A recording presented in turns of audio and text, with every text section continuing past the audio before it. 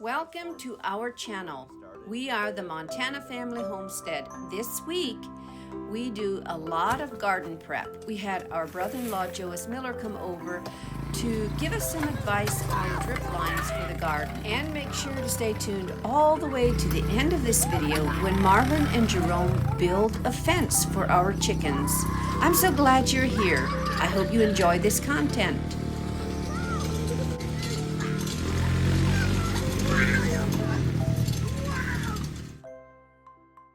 Right here I've got a bunch of these planters I made out of barrels. Got some people coming to get a few of those.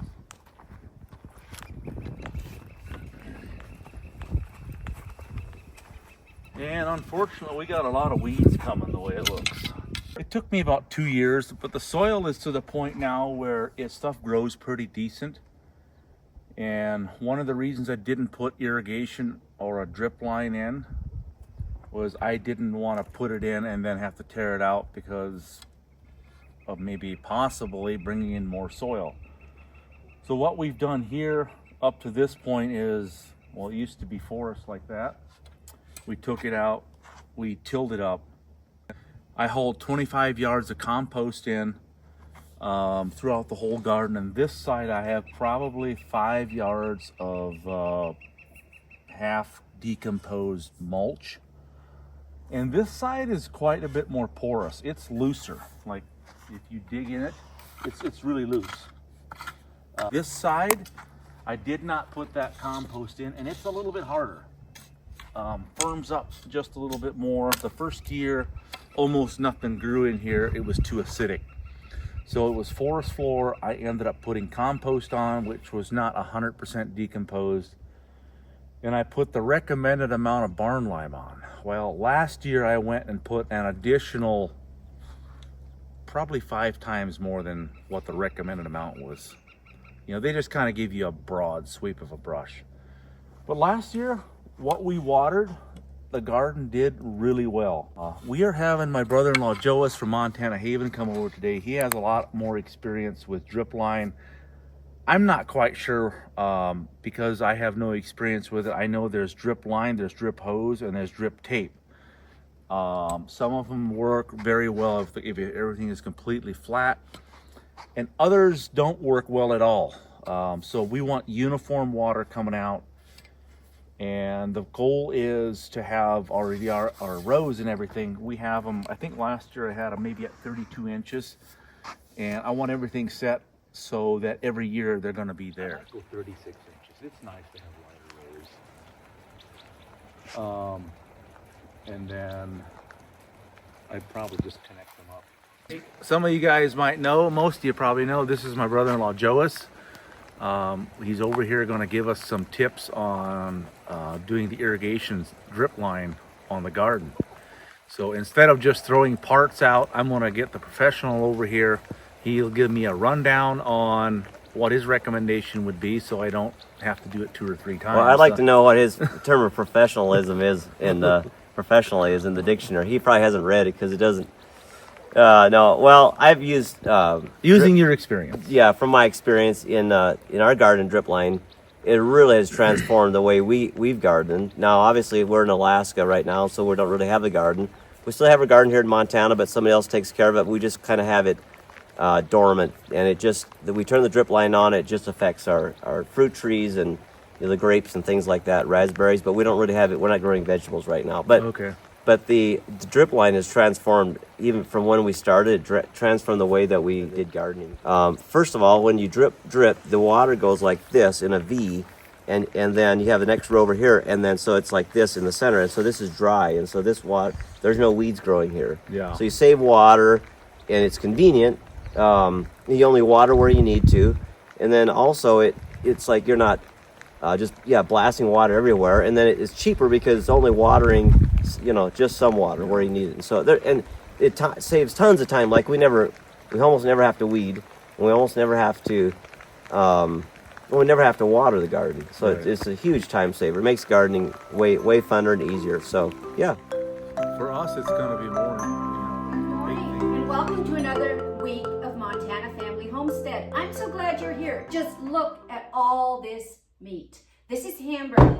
This is venison and elk. This week, our church is having their annual fire camp, and I offered to bring in 3 meatloaves. So that's what I'm doing today. I'm making meatloaf. Meatloaf is such an easy dish to make, and it's so delicious. All you do is add your oatmeal or your crackers, your seasonings, some eggs, and you're good to go.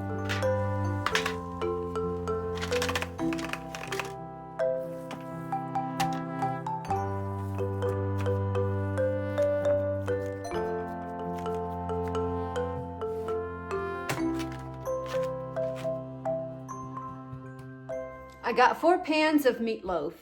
I still have to make the dressing for the top, and I have this much left over, which will be great. Just put that in the refrigerator. I'll save that for next week sometime. Right now, I've got 4 meatloaves right here. Right there you go. What I need to do next is make the topping. Dice up a bunch of onions, put in ketchup, and make the topping for these meatloaves. So let's get that done. And then I need to get them in my oven so they're ready for dinner tonight at the church house. I want to dice up the onions, but first I'm going to enjoy some apricot carbonated water. I just love this stuff.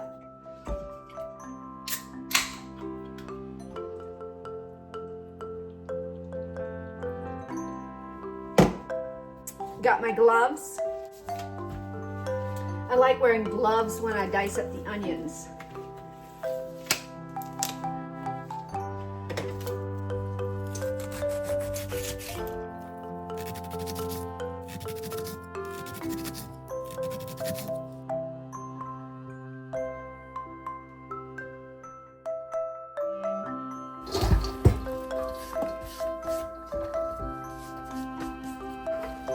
This is the dressing that goes on top of the meatloaves. There's some ketchup, onions, chili powder, smoked seasoning, and sugar that goes into this.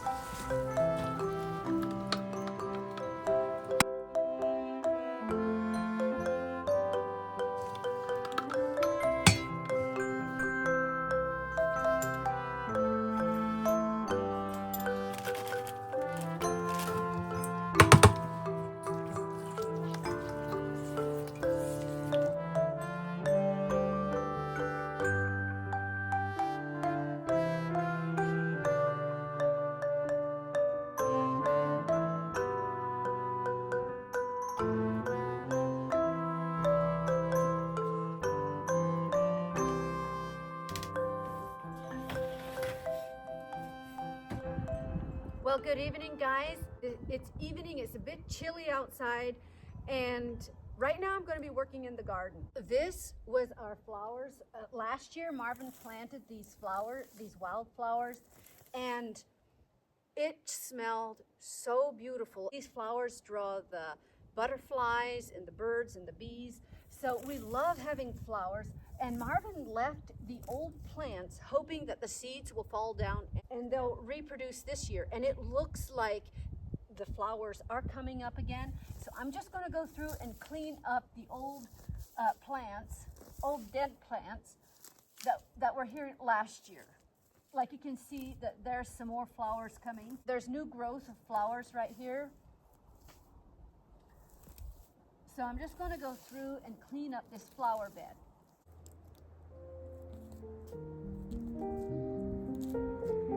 There is something so calming about being out here in the garden, feeling the soil, moving slowly with the sun on your back. Today, I'm pulling weeds and hoeing the garden, clearing last year's roots and loosening the earth so our seeds and transplants can take off. It's simple work, but every pass makes the garden healthier and ready for a strong growing season.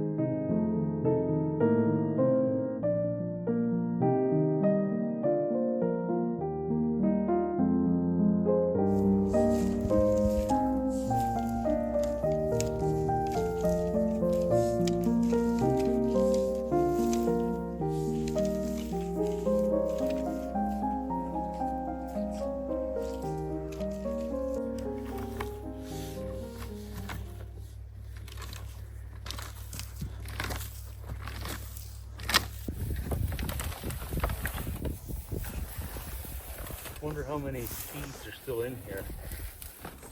The reason I did not clean these out last fall is I wanted all the seeds to fall into the ground, and this reason right here, we have all these flower plants coming up, free will, from leftover from last year.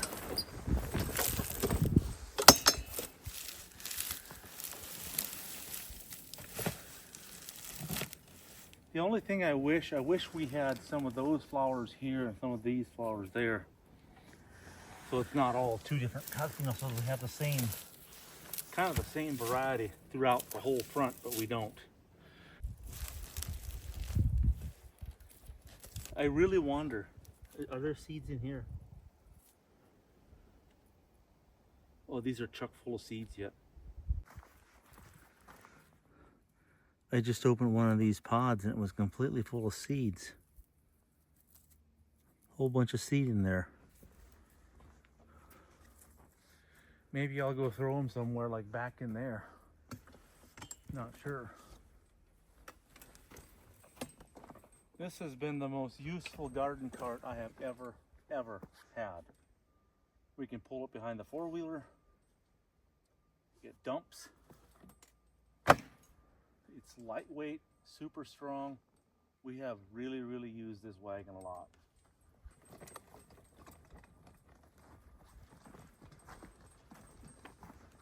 Det er really fun until we're out in the water, fresh killer. Det er really fun. Not sure where I'm going to put this. I'll put back here for now.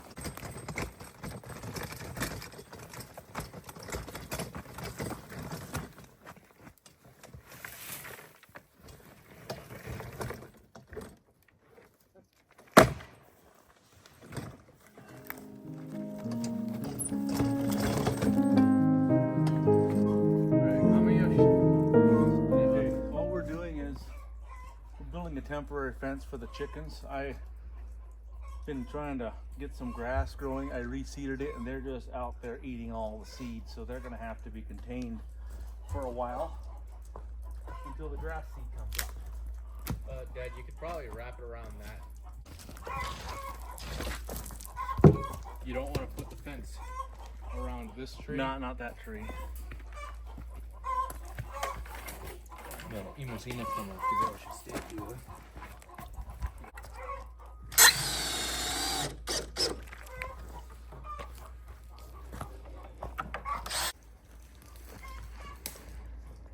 Should have went around this post, I guess. Could have. Want it there? Yeah.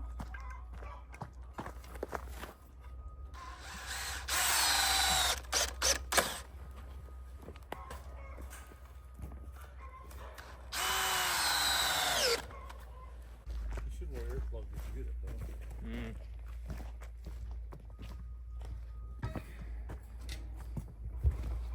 Not right. Yeah. Oh wow, how am I gonna Put it on before you set it up right. well I guess that wasn't a good idea.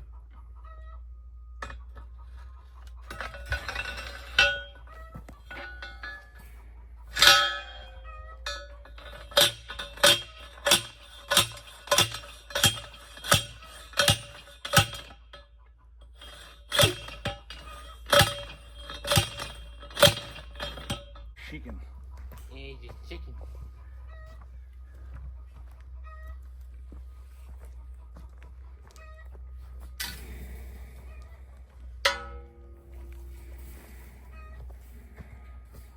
Put it right in this corner. Like tight in, I'll pull it out. And don't have to be that tight.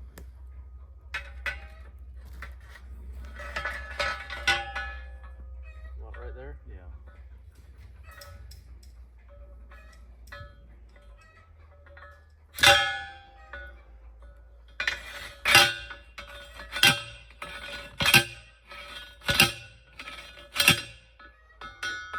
The chickens are in here because Marvin sowed the grass on our lawn and these chickens have been eating our grass seeds. So Marvin and Jerome are building a fence just outside.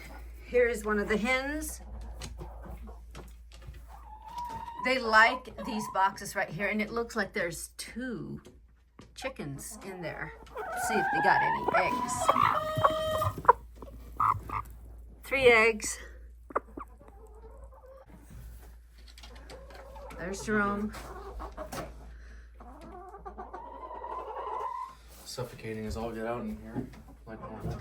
Jerome's works with my brother Marcus, so he paints a lot. Don't you paint a lot so your pants and your coat is all painty? That just tells... This is caulk. Caulk. But He's in work clothes. oh.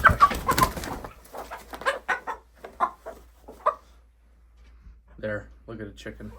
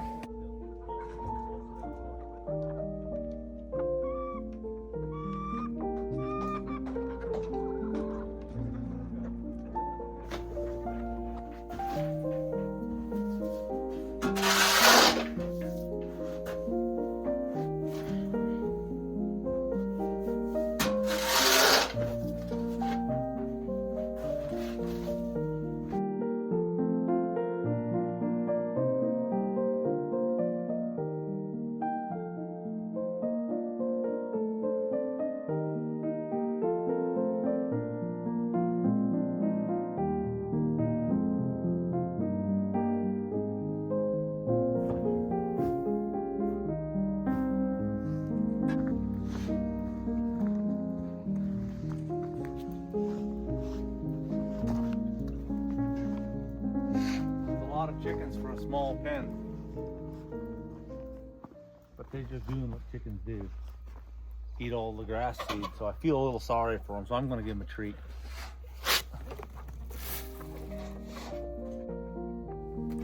This is the end of this video and a short recap of our week.